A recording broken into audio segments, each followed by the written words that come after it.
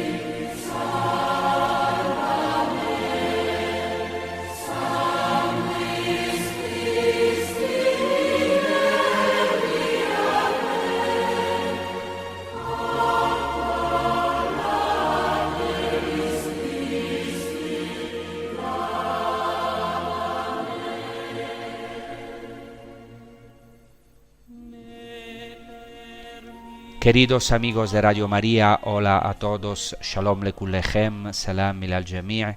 En este tiempo queremos fijar nuestra mirada en las heridas de nuestro Señor Jesucristo, heridas que curan, heridas que sanan, y por eso queremos empezar con una maravillosa palabra de la primera carta de Pedro, el capítulo 2, desde el versículo 21. Cristo padeció por vosotros, dejándoos un ejemplo para que sigáis sus huellas. Él no cometió pecado, ni encontraron engaño en su boca. Él no devolvía el insulto cuando lo insultaban, sufriendo no profería amenazas, sino que se entregaba al que juzga rectamente. Él llevó nuestros pecados en su cuerpo hasta el leño, para que, muertos a los pecados, vivamos para la justicia. Con sus heridas fuisteis curados, pues andabais errantes como ovejas, pero ahora os habéis convertido al pastor y guardián de vuestras almas. La primera carta de San Pedro tiene muchas referencias a la Pascua. Por ejemplo, se refiere a Jesucristo como el definitivo Cordero Pascual, y llama a los fieles a salir de las tinieblas a la luz admirable de Dios, que es exactamente una repetición de la tradición oral que luego entró en la Pascua judía, en el ritual de la Pascua judía, que habla precisamente de la Pascua como un paso de la esclavitud a la libertad, de las tinieblas a la luz. Luego, una cosa muy interesante es que la carta de Pedro se refiere al padecimiento de Cristo, empleando varias veces un verbo griego que es el verbo pascho, que significa padecer, sufrir, un verbo muy evocador, porque es muy parecido a otro término griego, que es el término griego pascha, que quiere decir Pascua, aunque no haya una derivación etimológica del término Pascua, del término sufrir. Pero es muy interesante porque las catequesis pascuales más antiguas de la Iglesia hablan exactamente, hacen esta referencia. Basta leer, por ejemplo, a Melitón de Sardis y a Orígenes, y con ellos a muchos padres de la Iglesia, especialmente los padres que escriben en griego, que vinculan exactamente la Pascua al padecimiento, a los sufrimientos de Cristo, sufrimientos que fueron salvíficos, que nos permitieron ser liberados gracias al definitivo Cordero Pascual, que es Jesucristo. Esta carta de San Pedro, la primera carta, me parece una clave importante para nuestros sufrimientos actuales en el mundo, sufrimientos personales, y por eso quiero centrarme en una frase de este pasaje, que es el versículo 24, que dice: por sus heridas habéis sido sanados. Solamente para hacer una última referencia al contexto general de la primera carta de Pedro, quiero decir que hay que leerla en el trasfondo del Éxodo, en el trasfondo de la Pascua, porque quiero centrarme, porque la primera carta de Pedro se centra sobre todo en el querigma, en el anuncio de la buena noticia, porque se centra en la redención realizada por la muerte y resurrección de Cristo y del siervo del Señor de Isaías, del que hablaremos. Dando gran importancia a este verbo pasjo, que significa sufrir, y situándolo en un contexto pascual, San Pedro quiere dar fuerza y vigor a los cristianos perseguidos. Por eso es tan central el siervo sufriente de Isaías, y hay en esta carta varias alusiones al Sermón de la Montaña. Es muy interesante, y de hecho este pasaje que he proclamado está dirigido precisamente a los esclavos cristianos. Esa es la primera categoría a la que se dirige Pedro, y invita a los esclavos cristianos a amar a sus enemigos, a ver el sufrimiento como una gracia. Y claramente esta palabra no solo vale para los esclavos, sino para todos los fieles, para nosotros, y en particular para la comunidad a la que San Pedro se dirige, que está sufriendo mucho a causa de las persecuciones y las heridas que está sufriendo. Así que detengámonos en este maravilloso y profundísimo versículo. Intentaré un poco desentrañar la profundidad de esta palabra, todo lo que pueda en mi pequeñez, pero el Espíritu es el que abre las Escrituras y nos hace arder. Cristo mismo, que es nuestro Maestro, espero que selle esta palabra gracias al poder del Espíritu Santo en nuestro interior y nos las revele en todo su tesoro. Detengámonos en esta frase, en griego utomolo piácete, literalmente por la plaga de él habéis sido curados, que es una cita no literal del cuarto canto del siervo del Señor en Isaías, este maravilloso y profético texto que habla del siervo sufriente. ¿Qué hace el autor de la carta, San Pedro? Presenta a Cristo y lo señala como ejemplo, pero esta palabra en griego no se traduce realmente como solamente un ejemplo, que puede parecer algo externo o moralista, porque se trata del término iupogrammos, que podríamos traducir como copia escrita, no exactamente como ejemplo, sino copia escrita, un epígrafe, si se quiere, un icono, es decir, algo grabado, bien inscrito, y este es un detalle muy interesante al que volveremos más adelante. Es decir, San Pedro quiere elevar nuestra mirada a las heridas salvadoras de Cristo, a aquel que es el sanador herido, es decir, aquel que nos curó a través de las heridas, porque se dirige a los esclavos que a menudo son injustamente golpeados, abofeteados. En el versículo 20 se utiliza el verbo kolafizomenoi, literalmente significa golpeado con un puño. Estos esclavos en particular eran víctimas de llagas dolorosas, y de hecho el término utilizado por San Pedro es molops, que en griego significa una plaga, una herida sangrante, en particular la herida infligida por la flagelación. Sabemos que los esclavos eran a menudo azotados o flagelados. Así que ya veis que el autor de la carta de Pedro quiere mostrar a los esclavos y a todos nosotros el icona, podemos decir el ejemplar de Cristo. para que todos se vean reflejados en las llagas de Cristo, en las llagas ejemplares, en las llagas escritas en su carne. Por eso se utiliza el término iupogramos, es decir, escrito en su carne, para que todos puedan ver en las llagas grabadas en la carne de Cristo sus propias llagas, grabadas en su carne por sus amos. Y así como las llagas de Cristo son salvíficas, también los esclavos cristianos y ojalá también nosotros podamos creer que nuestras llagas son también salvíficas.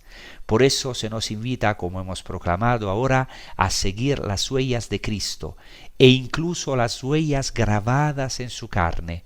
En Jesucristo cada una de nuestras llagas, cada una de nuestras heridas puede llegar a ser saludable, salvífica, si se recibe con espíritu, y puede servir para la curación de los demás. Esto es increíble y volveremos sobre ello hacia el final. Quisiera referirme ahora a la cita de Isaías que se recoge en la carta de Pedro, y quisiera traducir literalmente este versículo, Isaías 53:5, que dice así en hebreo: Uvahuratu nirpa lano. Literalmente puede traducirse: el castigo de nuestra paz está sobre él, y después se dice Uvahuratu nirpa lano, y por su herida nos ha sido curado. Importante es este primero término, musar, el castigo, que también puede traducirse como corrección, disciplina. Es una corrección, una disciplina. También podríamos decir que es un escarmiento que procura la paz, al que habla en el canto. Podríamos decir que procura la paz al pueblo también, es decir, es un mal sufrido por el siervo que será salvífico para el pueblo y le procurará la paz. Es decir, felicidad, salvación, bienestar total, todos conceptos expresados en el hebreo shalom. Es decir, en los últimos días, en estos sufrimientos también de la guerra, se ha planteado a menudo la pregunta, ¿lo que pasa en el mundo, los sufrimientos, son un castigo de Dios? Ciertamente Dios es Padre y corrige a la humanidad. Ciertamente podríamos expresarlo de muchas maneras. Todos nos hemos hecho una torre de Babel, por eso Dios permite que esta torre a veces sea derribada. Hemos negado a Dios, hemos puesto al hombre en el lugar de Dios, hemos tocado el árbol de la vida.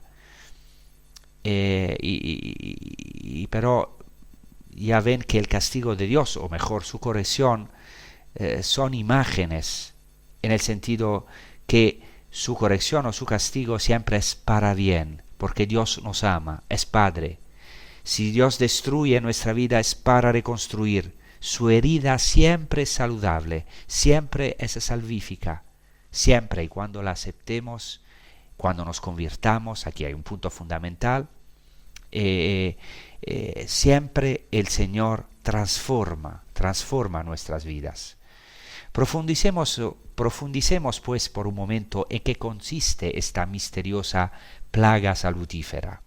Primero intentaremos hacerlo partiendo de este mismo texto de Isaías, sondeando el significado de este término plaga, herida, en hebreo javurá. Este término en el Antiguo Testamento se utiliza varias veces, en particular en algunos pasajes importantes y significativos.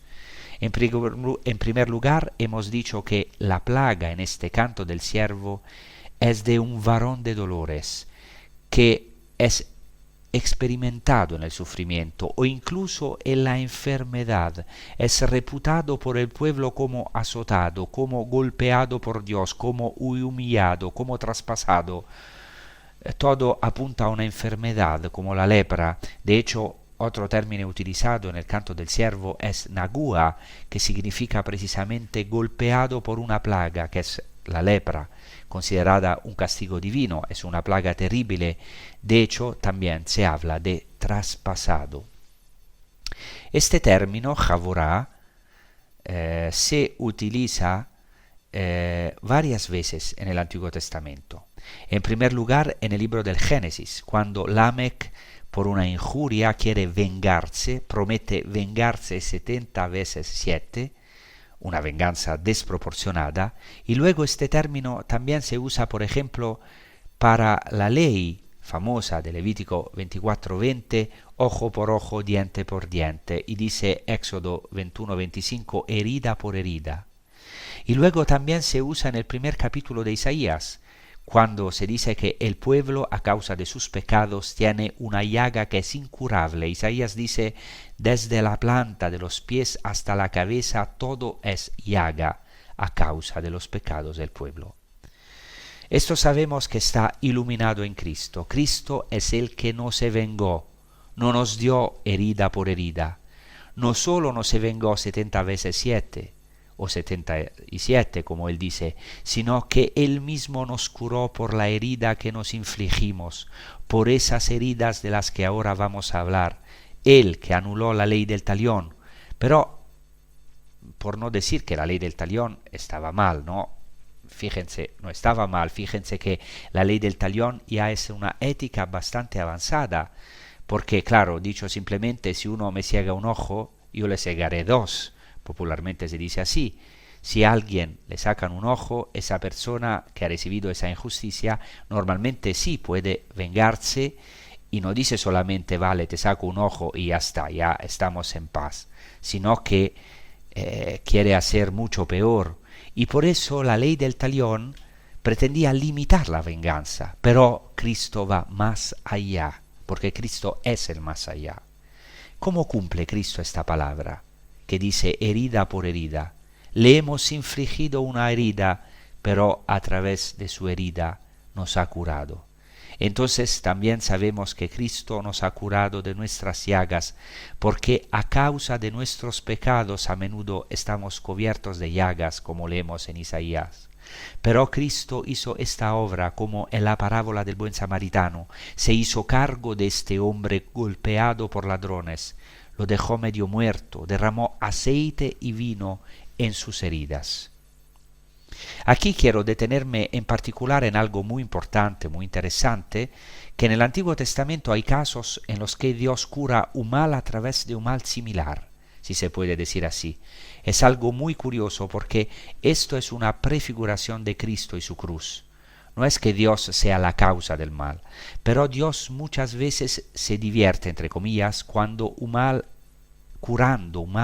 a través de un dolor similar.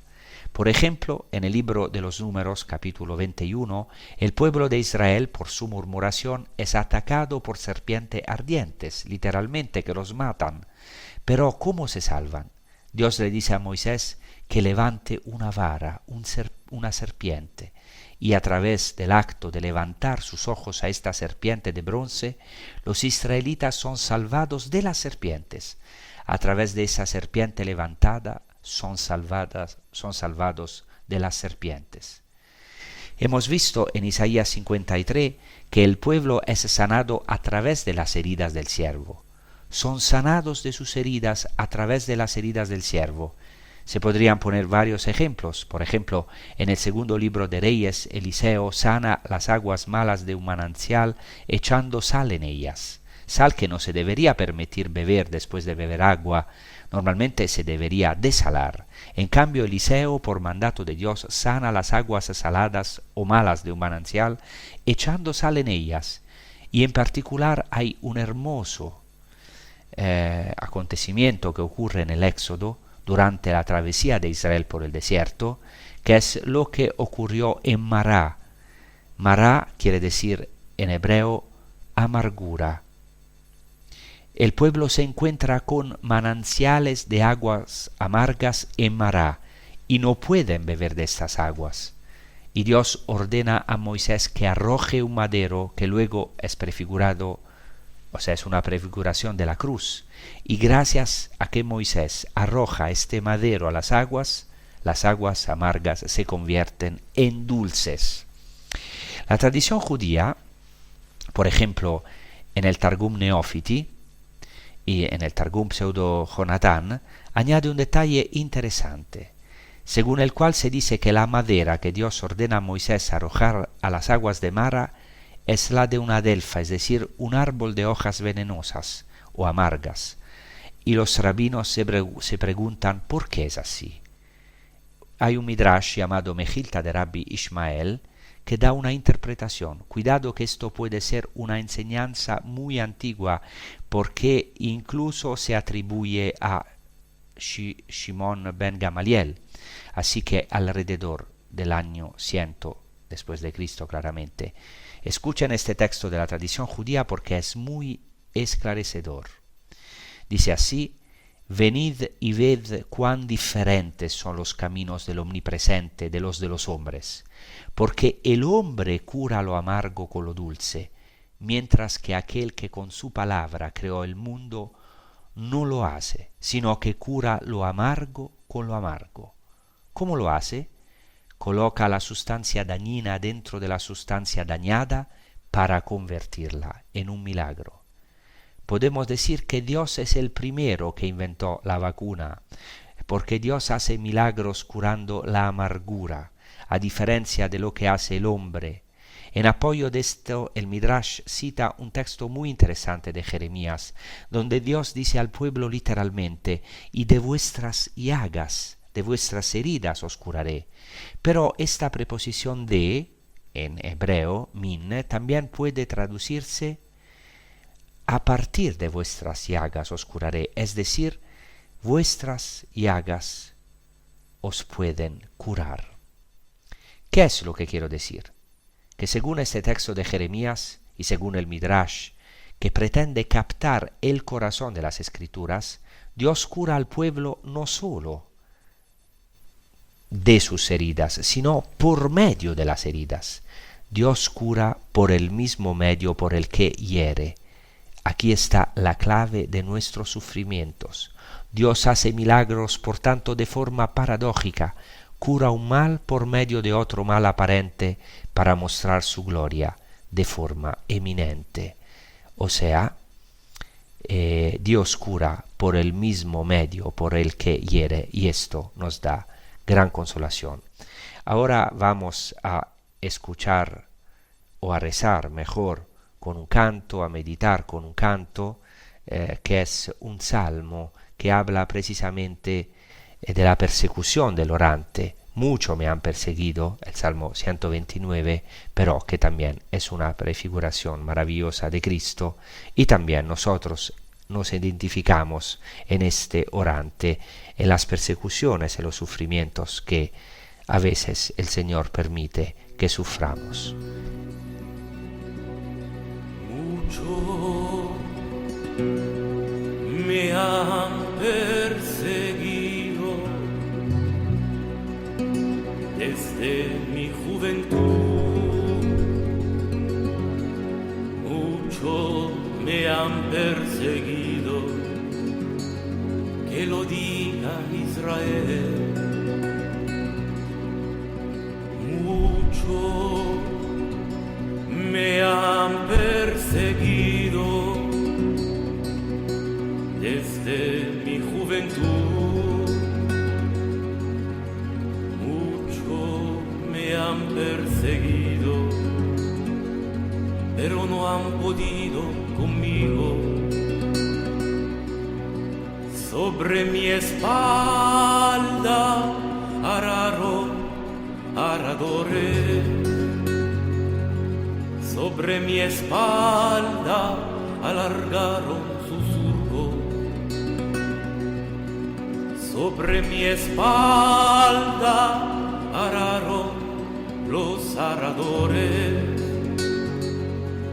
sobre mi espalda alargaron su surco, mas el Señor, que es justo, rompió las coyundas de los malvados, mas el Señor, que es justo, rompió las coyundas de los malvados. Retrocedan los que odian a Sion, retrocedan los que odian a Sion, retrocedan los que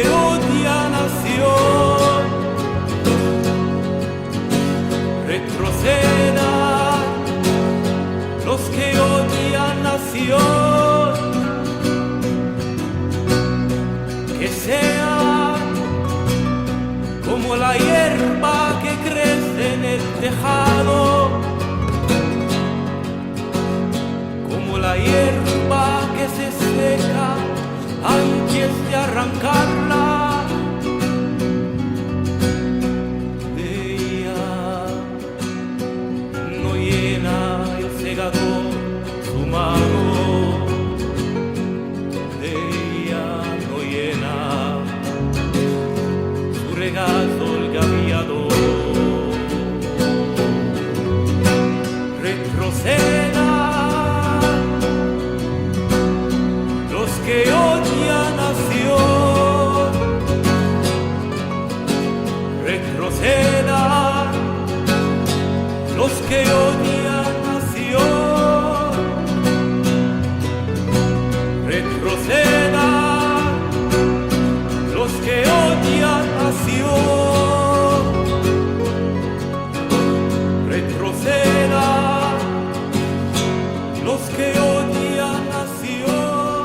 Intentamos ahora llegar al fondo de esta afirmación de la primera carta de Pedro. Por sus heridas, o sea, por las heridas de Cristo habéis sido sanados. ¿Cómo puede ser sanado uno por las heridas de otro? Y a menudo en la Escritura se da esta paradoja. Daré solo algunos ejemplos.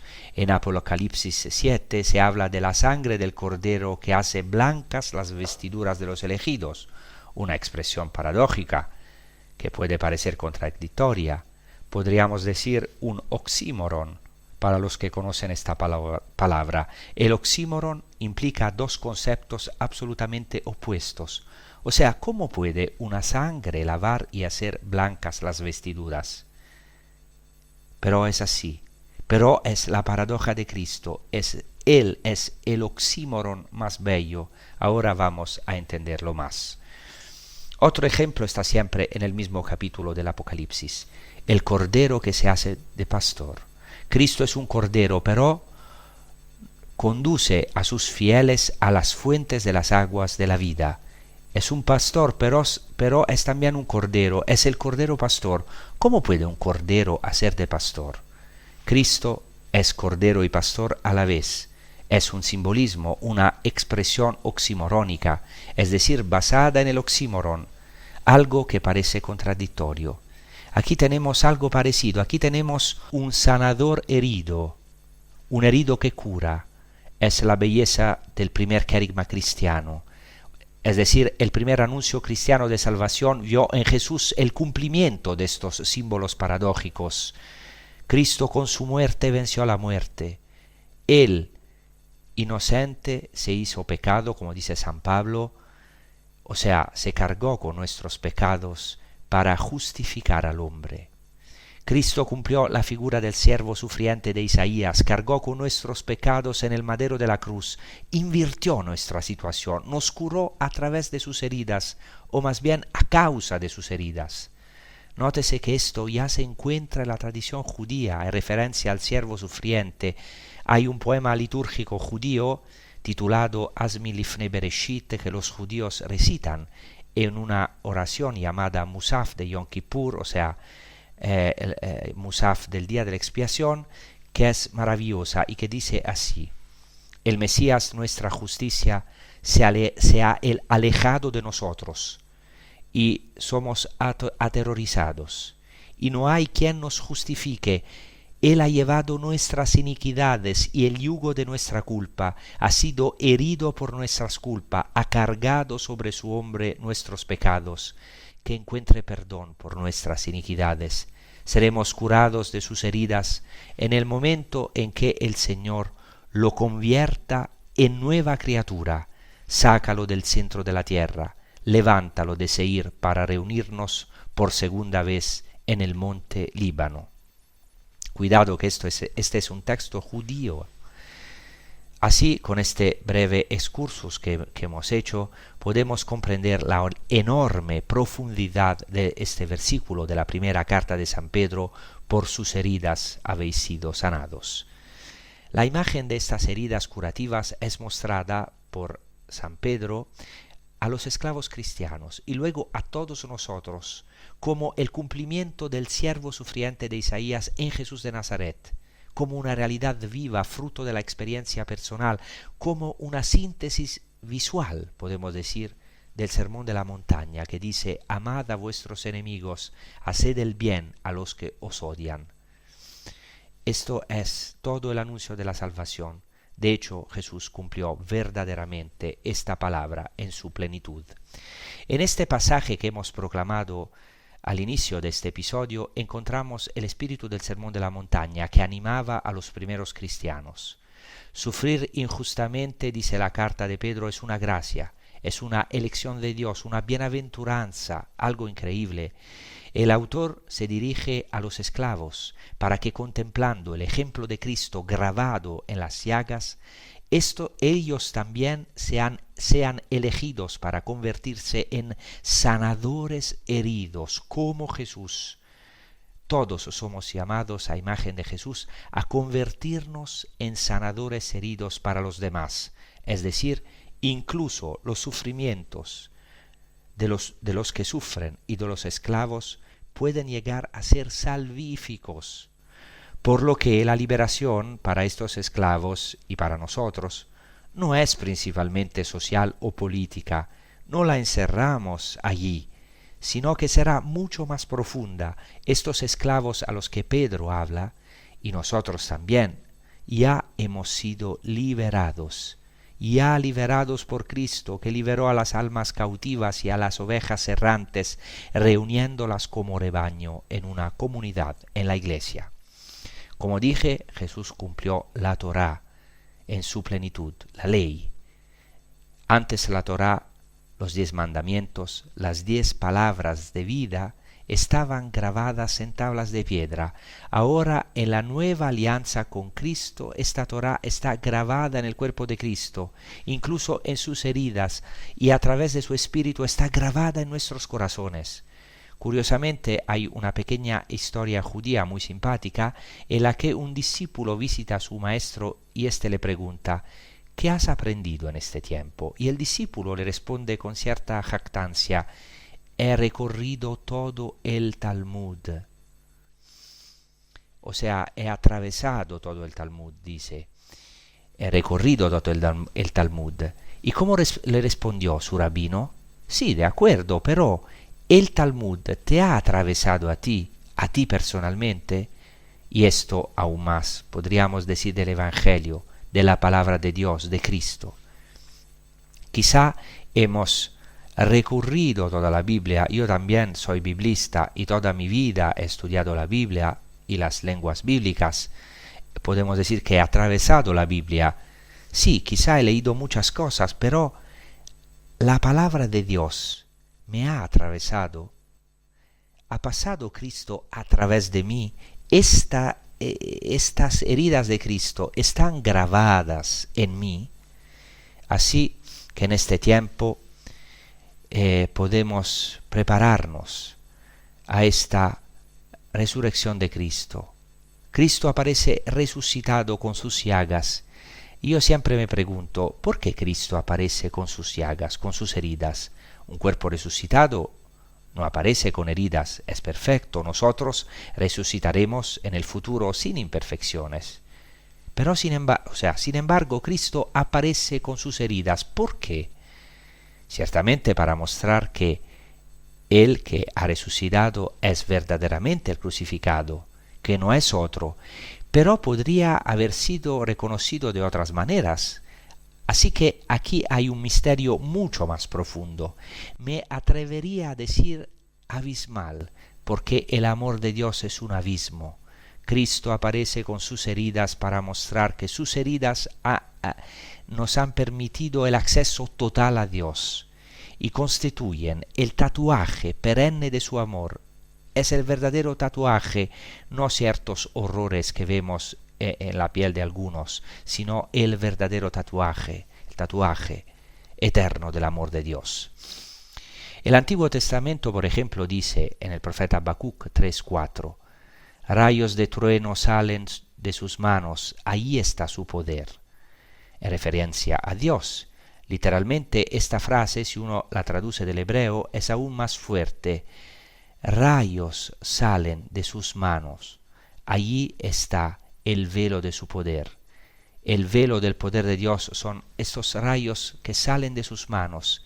Y de nuevo Dios le dice al pueblo en el libro del profeta Isaías, le dice a Sión y a nosotros, he aquí, en las palmas de mis manos te he dibujado, te he tatuado.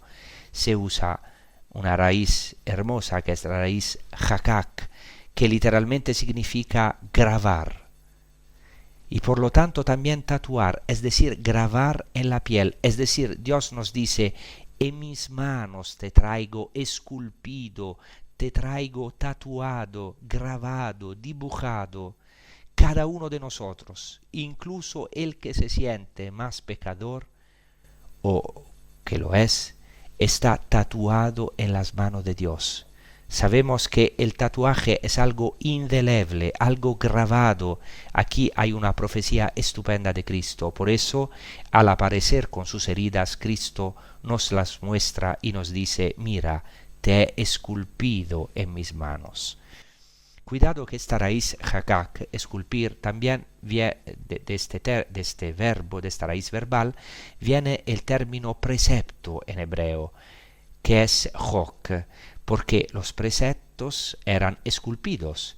Y ahora con Cristo no solo están esos preceptos esculpidos en piedra, porque Cristo nos dice, los he esculpido en mi carne, yo te llevo esculpido. Estas heridas son el tatuaje indeleble del amor de Dios por cada hombre. Estamos grabados, tatuados, tallados en las palmas de Cristo y por lo tanto en las manos de Dios, por así decirlo, es decir, en Él, porque esas heridas se las causamos a Jesucristo con nuestros pecados.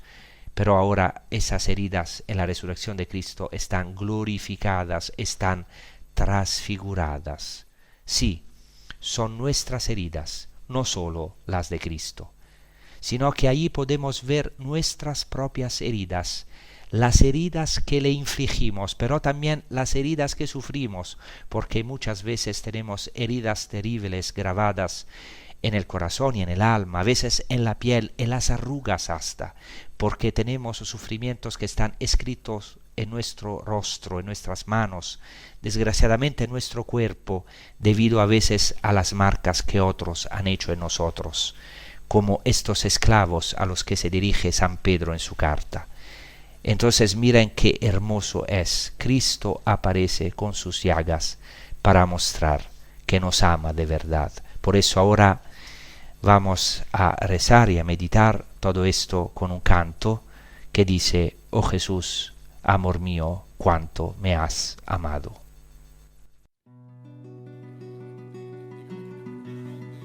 Oh Jesús,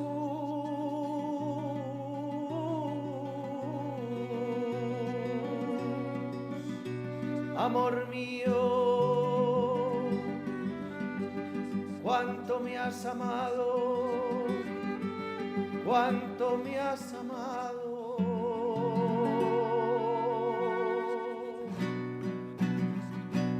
Oh Jesús, amor mío,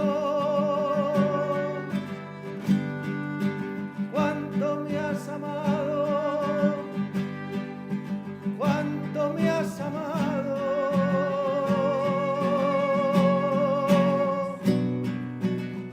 Tú has recibido las espinas de la soberbia de mí, para que yo reciba la humildad de ti. Tú has recibido los azotes de la lujuria de mí, para que yo reciba el amor y la pureza de ti. Tú has sido por la avaricia sea despojado por mí, para que yo reciba la riqueza de ti. Oh Jesús, amor mío, cuánto me has amado, cuánto me has amado.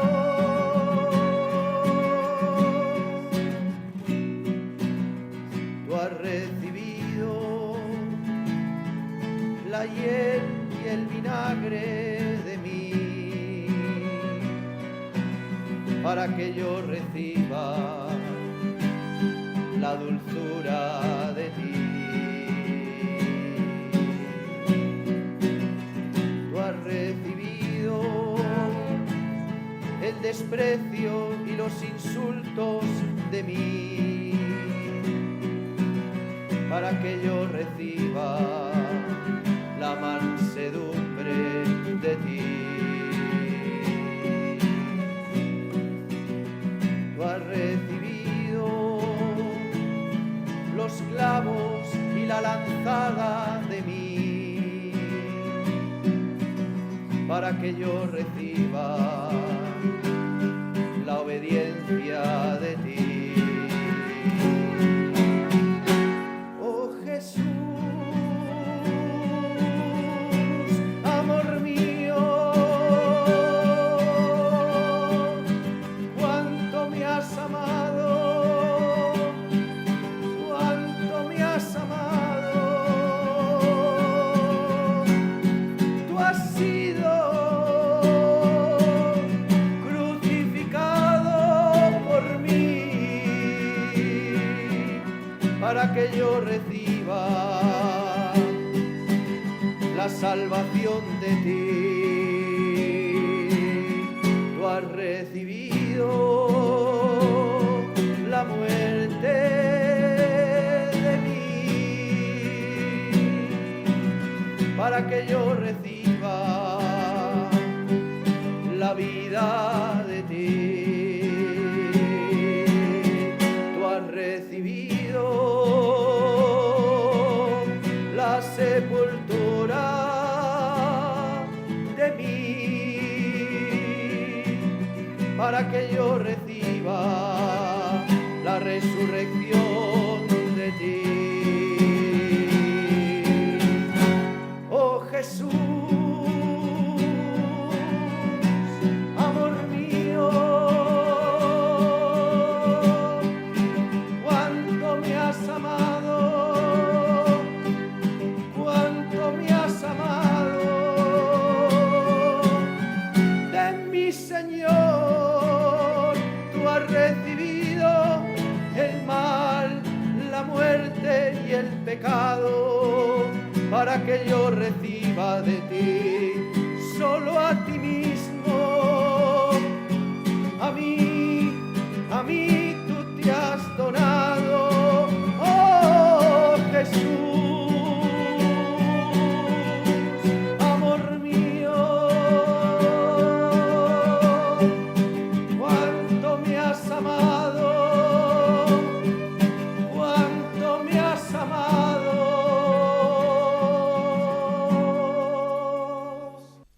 Entonces hemos visto que es algo impresionante. Cristo aparece con sus llagas para mostrar ese signo indeleble del amor trazado, tallado en sus manos y en su costado y en su corazón. Por eso hubo muchos santos que tenían ese deseo. Pienso en San Bernardo, San Francisco de Asís y muchos otros santos que querían ponerse en las llagas de Cristo. Y lo hacían incluso antes de empezar a rezar. Nosotros también podemos hacerlo cuando oramos. Incluso ahora podemos ponernos espiritualmente en las llagas de Jesucristo. Espiritualmente, pero no menos concretamente. Y allí, en esas llagas, en esas heridas, podemos encontrar un camino hacia la intimidad con el Señor, hacia el amor de Dios. Es decir, podemos llegar de alguna manera a las profundidades abisales del amor de Dios, Como dice San Pablo, oh profundidad de las riquezas, del conocimiento de Dios, de la sabiduría de Dios, cuán inescrutables son sus caminos e inaccesibles sus juicios. Entonces podemos refugiarnos con confianza en las llagas de Cristo, en sus llagas gloriosas, poniendo nuestras llagas en esas llagas, nuestras heridas en esas llagas que ya están transfiguradas. Por supuesto, algunas de nuestras heridas aún no están cicatrizadas. Tal vez somos incapaces de amar a nuestros enemigos, de comprender el sufrimiento, de entender el porqué de los acontecimientos.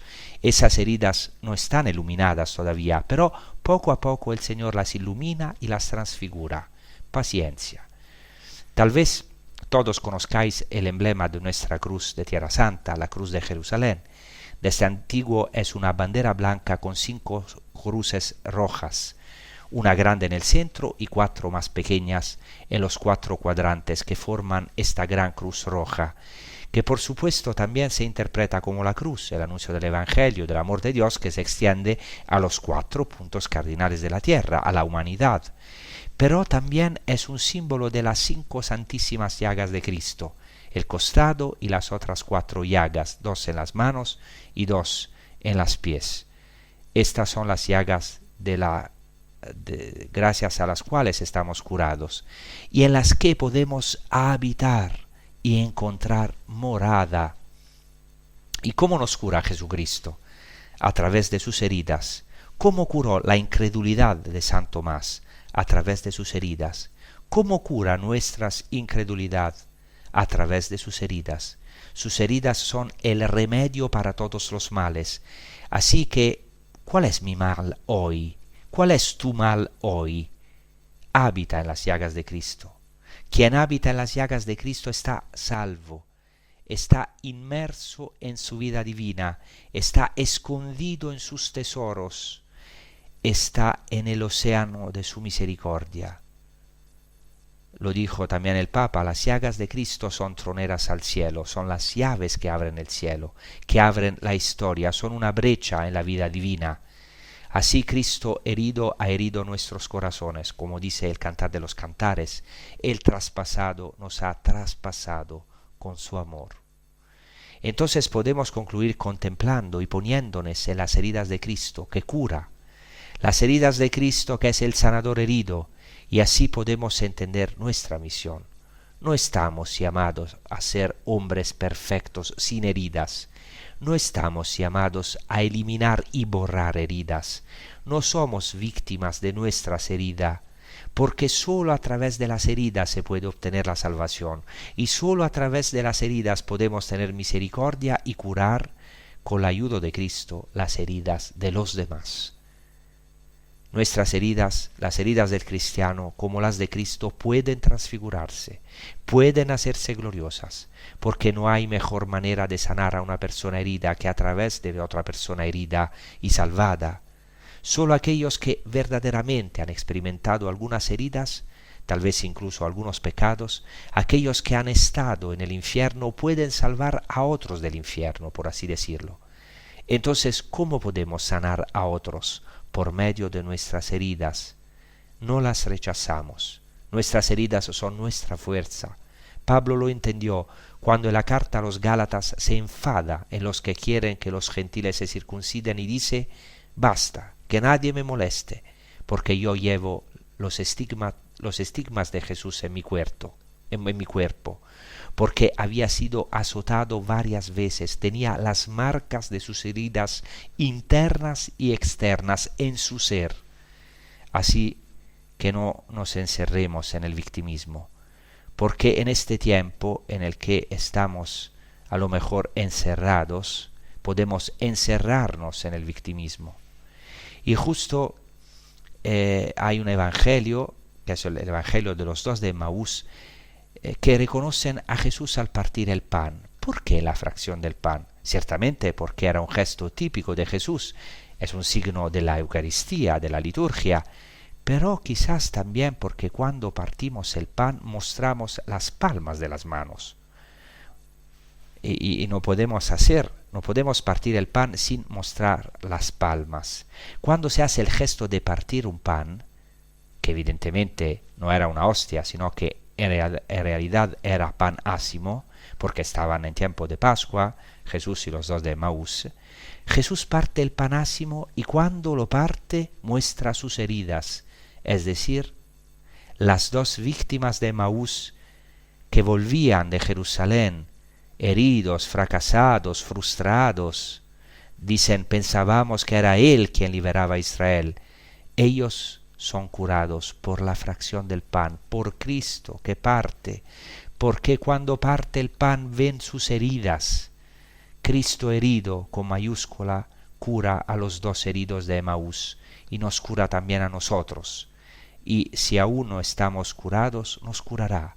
Si lo deseamos, si volvemos a Él, si tomamos ocasión, incluso en este tiempo difícil, para comprender que estamos heridos, que necesitamos a un Salvador, que necesitamos al Salvador, a Jesucristo, para que transfigure nuestras heridas.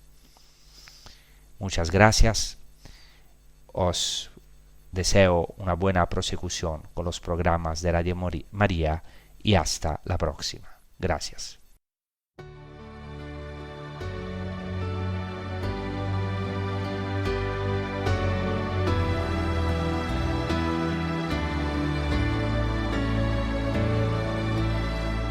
Alma de Cristo, santifícame.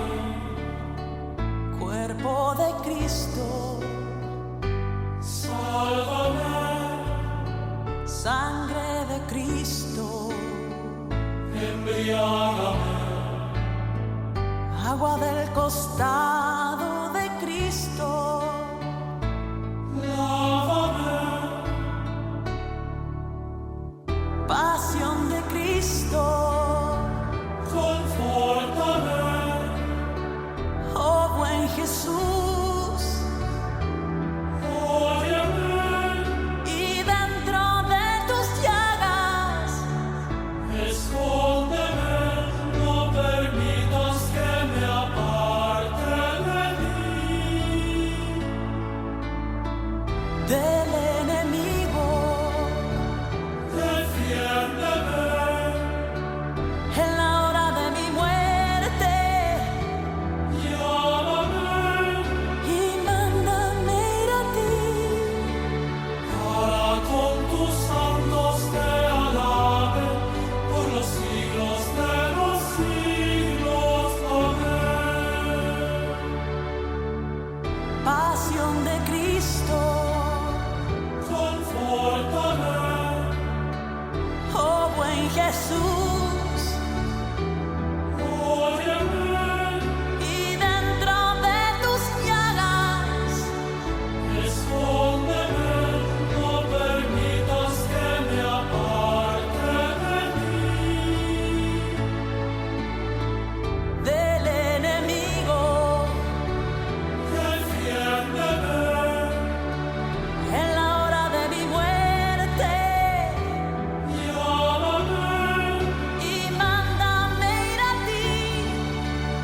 para con tus santos te alabe por los siglos de los siglos.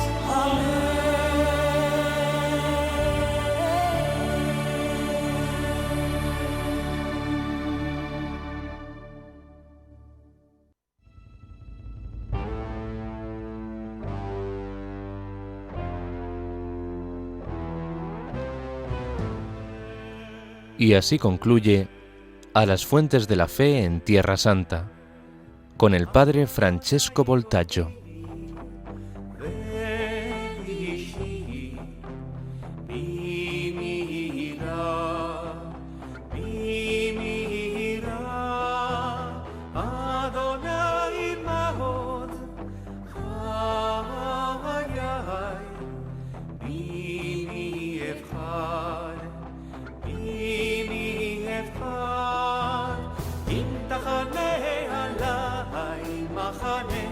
לא יירא ליבי אם תקום עליי